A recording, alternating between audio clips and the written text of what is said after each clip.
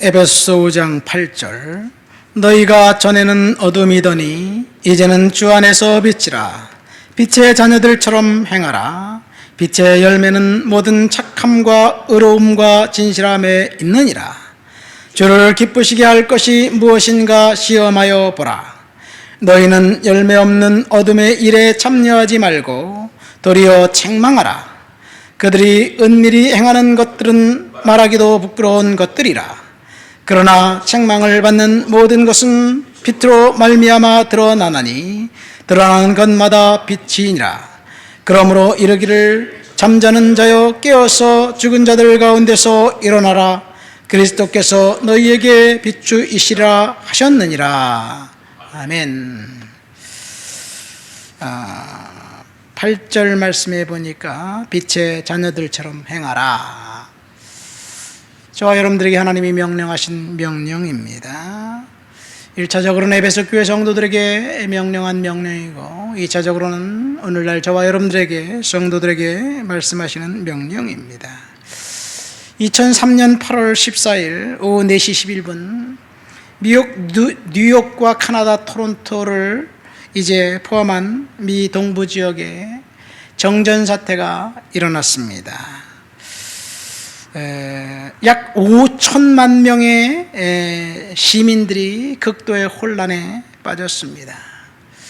어느 지역은 12시간 정도, 어느 지역은 25시간 정도 이제 정전이 계속되면서 큰 혼란이 있었습니다.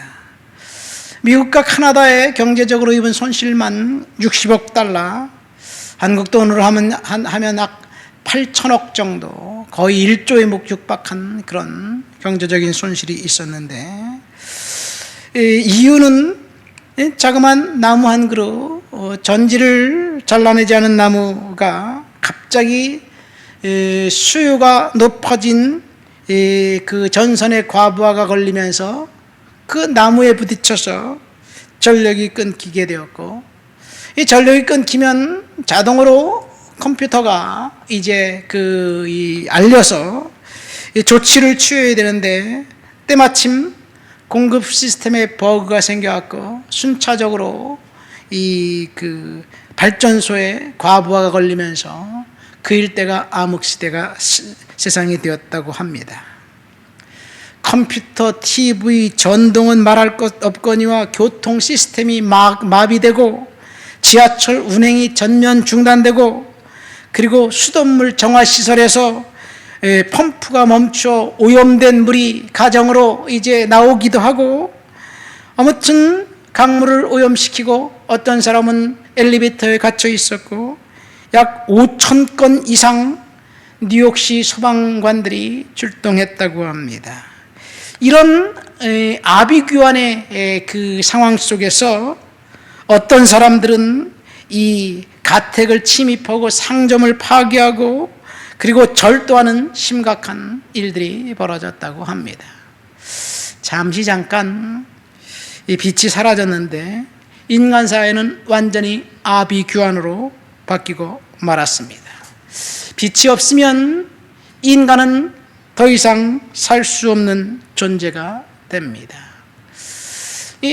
그런데 하나님이 빛이 있으라, 그리고 빛을 창조하시고 예수님이 내가 빛이다 라고 말씀하셨어요. 그러면서 예수님이 떠나가시면서 너희가 세상의 빛이라고 말씀하셨습니다. 예수님의 빛을 받아서 우리가 비추는 빛의 역할을 이 세상에서 제대로 하지 않으면 이 세상은 아비규환이 될 수도 있다는 것을 우리들에게 알려줍니다. 너희가 전에는 어둠이더니 이제는 빛의 자녀라. 빛의 자녀들처럼 행하라. 그러면서 9절에 빛의 열매는 착함과 의로움과 진실함에 있느니라. 빛은 성도들의 선한 행위를 이야기하고 있습니다. 우리의 선한 행동으로 말미암아 세상을 바꾸어야 된다는 것, 이것이 하나님께서 저와 여러분들에게 주신 사명입니다. 하나님의 빛을 받아서 빛의 역할을 우리가 감당해야 됩니다. 오늘 사실 본문 에베소 교회에 주신 그 말씀, 에베소 교회 성도들에게 빛이라고 말씀하신 그 이유는 에베소라는 도시의 특성과 그 도시에 살고 있는 사람들이 어떤 형편에 있는지를 알면 이해하기가 쉽습니다. 에베소라는 도시의 특징은 우상 숭배가 아주 팽배했던 도시입니다.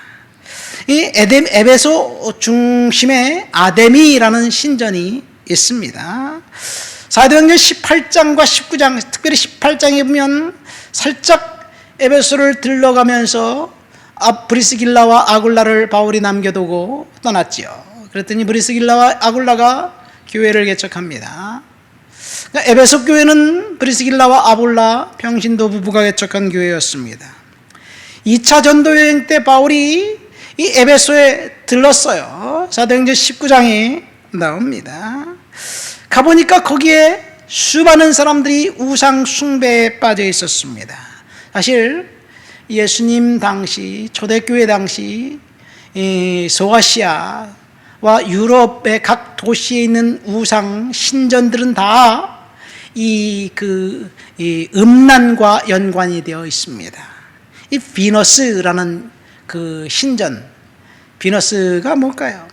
이 미의 여신이에요. 성과 쾌락의 여신입니다. 이 아데미도 마찬가지예요. 이 아데미 신전에는 아주 공공연하게 젖가슴을 드러낸 24개의 크고 작은 그 우상들이 질비하게 각 도시 언덕마다 있었습니다. 풍요의 여신이었어요. 신전에서 주신제라는 제사를 행했는데 이것은 종교적인 매춘이었습니다.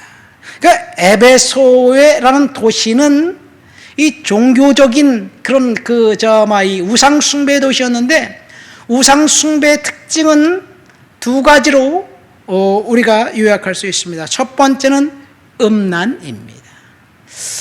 우리가 생각하면 지금 생각하면 이상하지요. 구약 성경 시대에 바알신과 아세라신도 남신과 여신이에요. 이 남신과 여신이 성행위를 하면 이 풍요와 비를 준다고 생각을 했어요. 그것이 고대인들의 사고방식이었습니다. 그것은 전 우주적이었어요. 전 세계적이었습니다. 문화가 달라도 이 음란과 그 풍요는 동일하게 생각을 했어요. 어느 도시나 어느 나라에 가도 남근상이라는 것이 있어요. 우리나라도 있습니다. 이것이 다 이 풍요를 상징하는 어떤 우상입니다. 그런데 풍요를 상징하는 이 우상은 음란이에요. 그래서 음란을 조장하고 간음을 조장했습니다. 빛의 자녀들처럼 행하라 하는 이야기는 음란에서 떠나라는 이야기입니다. 이 에베소의 특징은 음란이었는데 우상을 세공업자들이 은으로 신상을 만들어서 팔았어요. 근데 바울이 복음을 전하니까 우상은 진짜 신이 아니다. 그러니까 세공업자들의 수입이 급감했어요. 그래서 세공업자들이 소유를 일으켜서 바울을 죽이려고 하지 않았어요. 그것이 바로 사도행전 19장의 이야기입니다. 여러분, 오늘날 형태는 달라도 동일하게 음란은 사람들의 마음을 유혹하고 있습니다. 교회가 특별히 성적으로 정결하고 깨끗할 것을 계속해서 강조하고 회개를 선포해야 되는데, 오늘날 교회 역시 세상의 문화에 잠식되어 있지 않는가 생각됩니다. 교회 목사들도 그렇고 재직들도 그렇고 성도들도 그렇고 세상 사람들과 다른 변별력이 없어요. 오히려 종교단체에서 그루밍 성폭행을 행하는 것처럼 오히려 더 조장하는 면도 있지 않을까 생각됩니다. 우리는 하나님 앞에서 다시 한번 음란에서 떠나야 될 줄 믿습니다. 두 번째 우상의 특징은 탐욕입니다. 민수기 11장에 보면 섞여 사는 무리들이 탐욕을 품음에라는 문장이 나옵니다. 선교사는 무리들이 탐욕을 품으면서 모세와 아론을 향해서 울면서 우리에게 고기를 주어 먹게 하소서 이렇게 이야기합니다. 선교사는 무리들이 탐욕을 품으니까 그 탐욕이 그 즉시 이스라엘 모든 군중들에게 삽시간에 선포됩니다. 그러니까 탐욕의 첫 번째 특징은 전염성이 강하다는 이야기예요. 저 사람이 상대방이 나보다 조금 더 좋은 것을 가지고 있다는 것을 본 순간 많은 사람들이 눈에 뒤집혀서 그것을 소유하지 않으면 안 될 소유하고자 하는 욕망에 사로잡히게 돼 있어요. 지난 정부 때 아파트 가격이 천정부지로 올랐잖아요. 그러니까 모든 사람들이 아파트를 살려고 영끌해서 아파트를 살려고 난리를 쳤어요. 왜냐하면 탐욕은 그만큼 전염성이 강하다는 것을 이야기합니다. 두 번째, 탐욕은 심각한 저주입니다. 탐욕은 죽음으로 몰고 가는 저주입니다. 탐욕은 내가 갖고 있는 것을 보고 감사하지 않는 마음이 탐욕이에요.